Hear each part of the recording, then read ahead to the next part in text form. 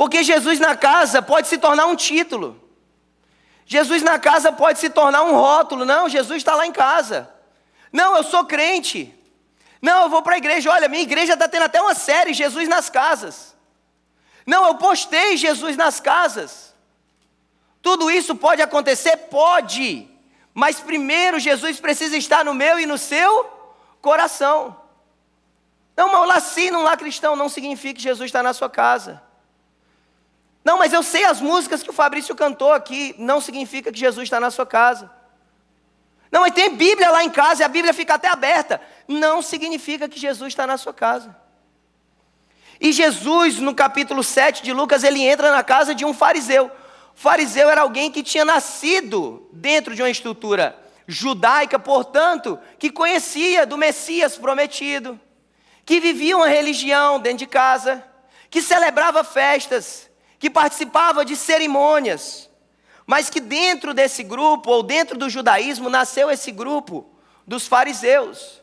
E os fariseus eram aqueles que então, ao olhar para a lei, começaram a interpretar a lei, Fernanda, e criar como se fosse uma jurisprudência para nós hoje, ou seja, formas como a lei devia ser interpretada, vivida de forma prática. Eles passaram do zelo para uma religiosidade, ao ponto de não enxergarem o próprio Cristo, e Cristo ter que debater com eles tantas vezes, porque não acreditavam que Jesus era o Filho de Deus, o Messias prometido desde o Antigo Testamento. Jesus então entra numa casa religiosa, Jesus entra numa casa de um homem que podia dizer, não, a Bíblia está aqui aberta. E aí no meio desse jantar, a Bíblia vai dizer que uma pecadora chega, ou seja, alguém que vivia uma vida oposta. E a primeira situação é que esse fariseu, ao ver a pecadora se prostrando e adorando ao Senhor Jesus, ele se incomoda.